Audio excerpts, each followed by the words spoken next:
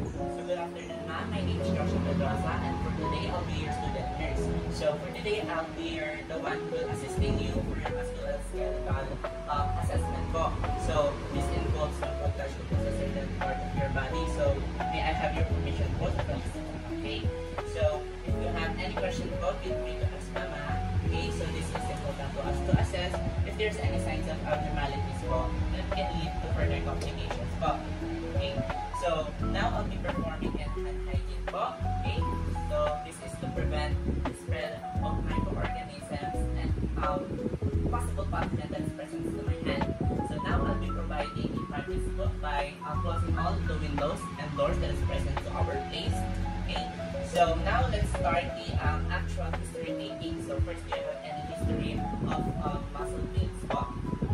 Okay, so now I'll now be documenting the onset, the location, characteristic, the aggregating, the alleviating phenomenon factors. Okay, so do you have any signs of inability or limitation of your movement to specific daily activities? Wala naman po. What about previous sports injuries po? Wala naman po. What about loss of functions po? Without any signs of pain? Okay, so let's start your assessment by the inspections of your muscles for its size. And I will be comparing it to the other side of your body to compare if there's any signs of asymmetrical features, atrophy, and hypertrophy. So hypertrophy po is paglaki ng muscles or increase of muscle tone or muscles. And atrophy naman po is yung bagging po ng muscles. Okay, so please do this ma'am. Okay. Okay, sa paa po, tignan natin yung pantay. Okay, so upon observations, there is asymmetrical features of your muscles without any signs of atrophy and hypertrophy po. So, symmetrical naman po. So next is I'll be inspecting both of your tendons and muscles to detect if there's any signs of contractures. Yung contractures po is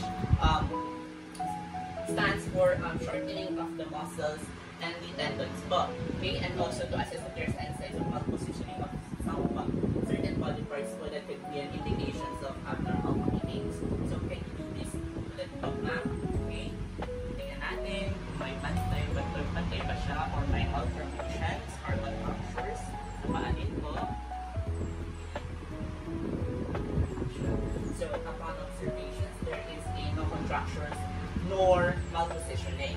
So next assessment will be the assessment of your muscle again if there's any signs of tremor or fasciculations. So tremor and fasciculations stands for meaning if there's any signs of twitching or involuntary movement that could be an indication of Parkinson's, stress, loss of lack of sleep, and other conditions po. So can you do this ma'am? Okay, please do natin. Okay, so baba na po ma'am. So upon observations, there's no signs of fasciculations and tremor that could be an indications of abnormal findings. So next is I'll be palpating your muscles naman po to assess if there's any signs of while your muscle is active po pala, to assess if there's any sign to assess the muscle tenosity po. Okay, so this is important for us to assess if there's any signs of placidity po, spasticity. Okay, so placidity stands for a decrease of muscle tones or paano tumaykay lang po yung muscles natin due to muscle weakness. And also pag spasticity naman po stands for the stiffness of our muscle that could be an indication of other cause po. Okay, now I'll be palpating your muscle naman po to determine its muscle tenosity. So this is important for us to assess if there's any signs of hypotonia, which is considered as neuromuscular disorder or cause of the neuromuscular disorder, and hypertrophy po that could be an indications of cerebral palsy or Parkinson's disease. So let's start with the palpations of your biceps po. Okay, and your triceps. Okay, for the quadriceps.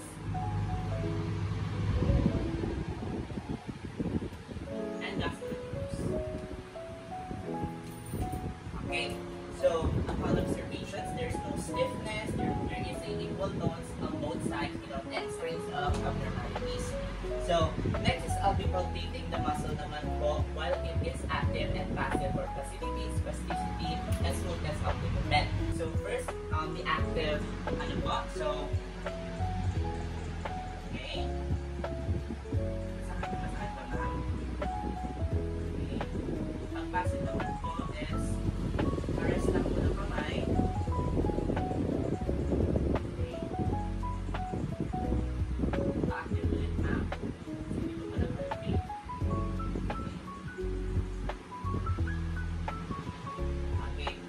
So, upon observations, there's no signs of placidity, spasticity, or uncoordinated movement. So, coordinated naman po yung movement nyo. It is responsive without any signs of abnormalities. So, next is the LP testing naman po for your muscle strength. So, this is important for us to assess if there's any signs of muscle weakness. Okay, that could be an indication of musculoskeletal positions. So, we have a breathing factors po kasi dito. So, we have 5, 4, 3, 1. So, for the 5, if yun po yung normal findings, okay? Meaning, there is a 100% normal movement po ng muscles nyo against gravity and as well as a full resistance. Okay? So, let's start with your sternocleidomastoid. So, can you please resist the applied pressure pump? Okay? Sides. Okay, for the please use naman po. Can you please run? Okay, for the deltoid naman po. The map. 1, 2, 3. Sabi na po. Okay. So for the wrist and fingers naman po. So can you please do this map? And then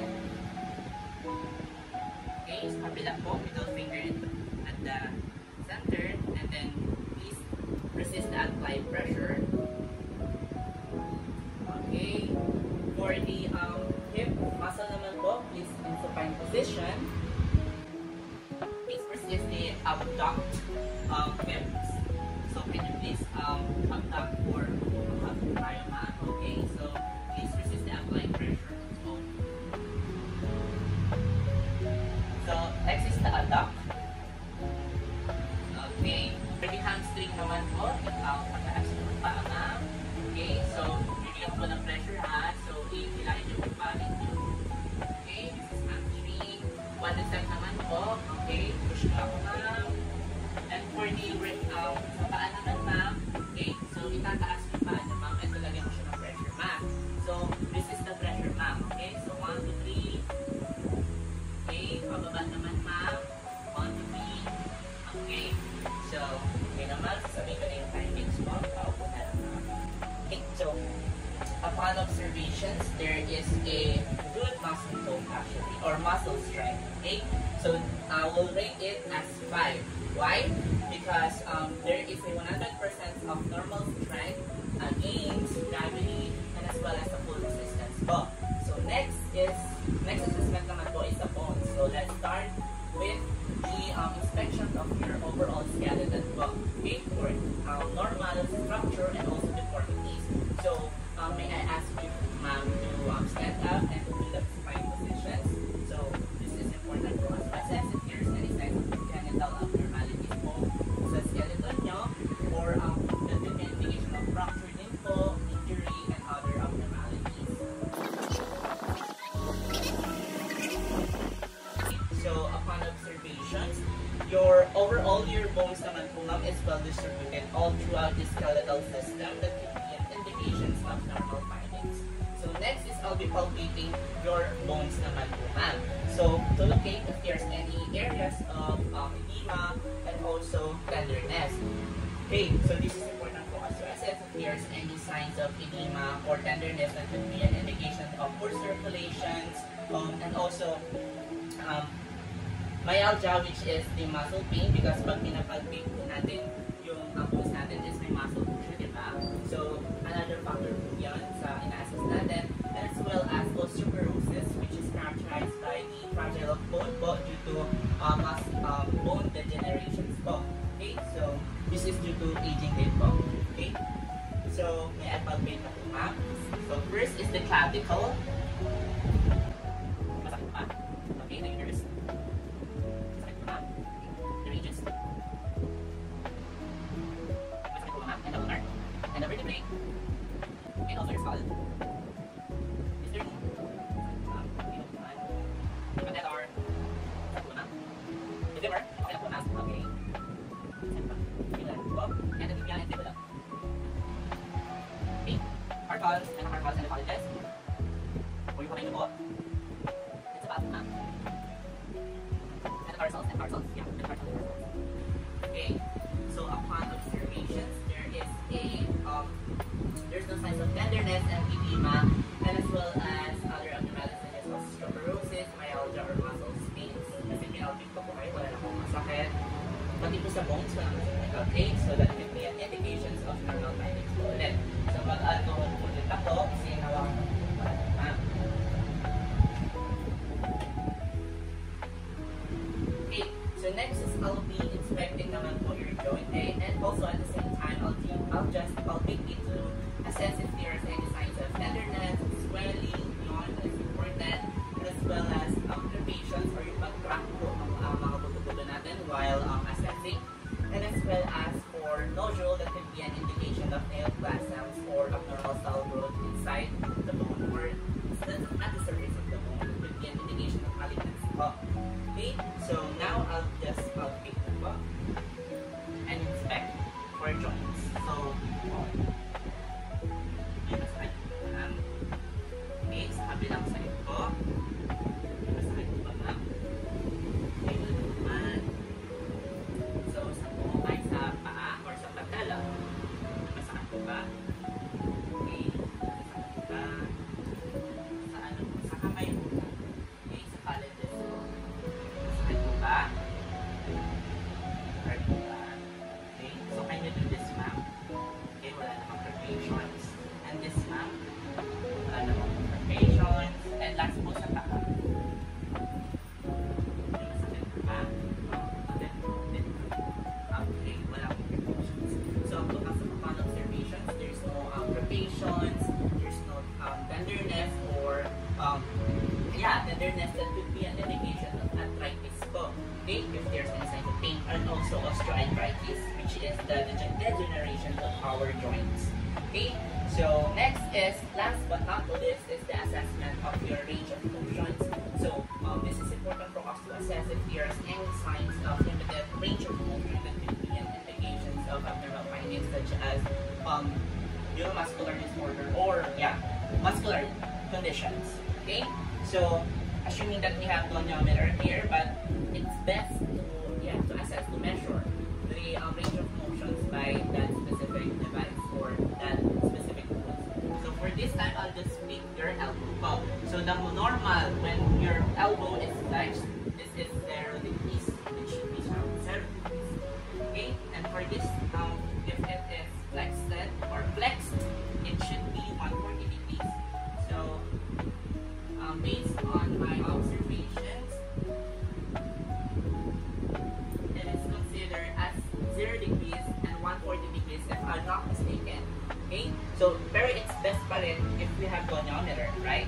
So, upon observations, there is a normal findings naman po. So, hindi naman siya sobrang, hindi naman siya obvious na abnormal when it comes to range of motion. So, that could be considered as normal findings pa rin. So now I'll be documenting all of the findings. So from the start down to the finish, I did not notice any signs of abnormality that could lead to further complications. Okay, so all in all, it is normal findings without any signs of abnormalities. But for further assessment, please contact your physicians for better evaluations. And rest assured, ma'am, that the data gathered is confidential for the both of us and the clinical instructor and also the attending physician. So thank you, ma'am.